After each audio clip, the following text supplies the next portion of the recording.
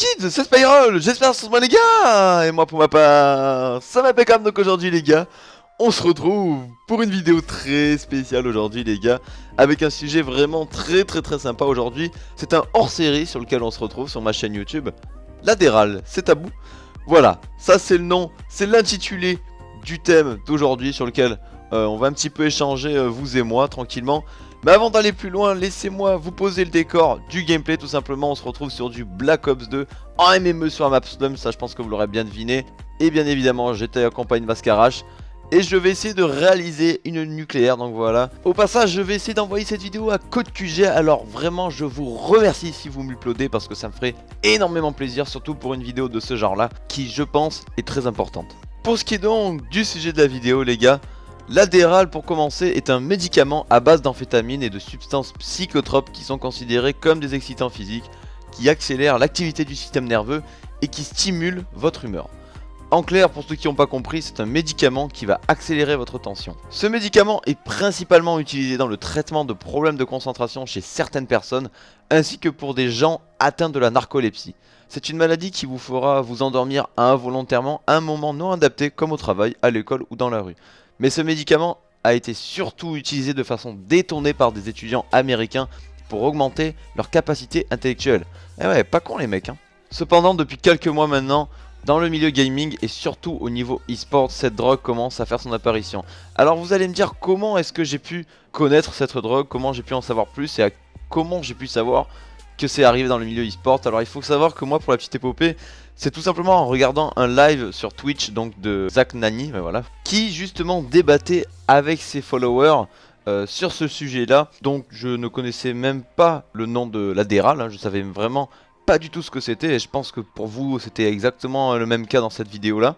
Et du coup voilà, il parlait un petit peu des différents joueurs qui pouvaient l'utiliser. Justement, ses followers demandaient si beaucoup de joueurs francophones à l'heure actuelle en utilisaient au niveau e-sport. A partir de là, moi j'ai commencé à faire quelques petites recherches pour justement vous concocter cette petite vidéo. Mais pour en revenir plus au sujet, c'est donc la drogue idéale pour les joueurs de Call of Duty e-sport, car la performance d'un joueur dépend uniquement de sa concentration, de ses réflexes ainsi que de ses prises de décision. Mais aujourd'hui, toutes les équipes américaines sont globalement soupçonnées d'avoir recours à ces petites pilules magiques.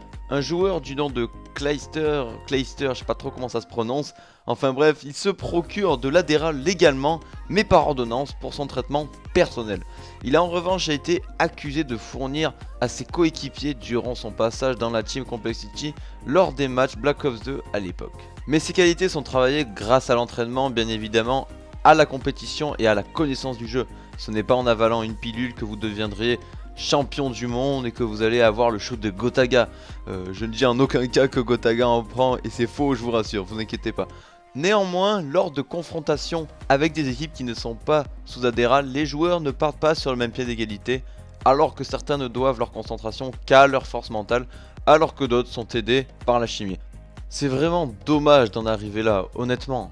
On part pour jouer aux jeux vidéo, c'est la compétition, il y a la pression. Forcément, c'est vrai qu'il y a beaucoup d'argent joué en jeu, mais voilà, ça reste avant tout un divertissement, en tout cas c'est mon point de vue. Et de détourner ça en utilisant des drogues pour être plus performant au péril de sa vie, hein, parce que c'est ça vraiment, je trouve ça quand même du grand n'importe quoi. Alors je vous rassure quand même, ce médicament est interdit en France, mais aux États-Unis en revanche, il est possible d'en avoir uniquement prescrit sur ordonnance à titre personnel. Mais il n'y a pas que des points positifs avec cette drogue là, bien évidemment les gars, il y a toujours des points négatifs et c'est là où je veux en venir. L'Adderall est très dangereux, surtout pour une personne qui a eu une histoire d'abus ou de dépendance à la drogue dans son passé, parce qu'il ne faut pas oublier que l'Adderall est une drogue les gars à base d'amphétamine quand même. Et une mauvaise utilisation de ce médicament pourrait causer la mort ou de graves effets secondaires sur le cœur.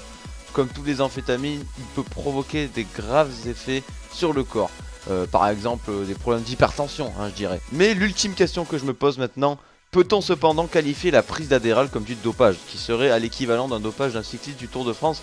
Oui ou non? Je ne sais pas. Dites-moi encore votre ressenti dans les commentaires, ça me ferait extrêmement plaisir que vous soyez abonné à la chaîne de Code QG ou bien à la mienne, je prendrai tout le temps qu'il faudra. Partagez, likez et commentez la vidéo. Moi je vous donne rendez-vous dans une prochaine vidéo, mais d'ici là prenez soin de vous, à la prochaine, c'était Spyroll. Ciao, peace.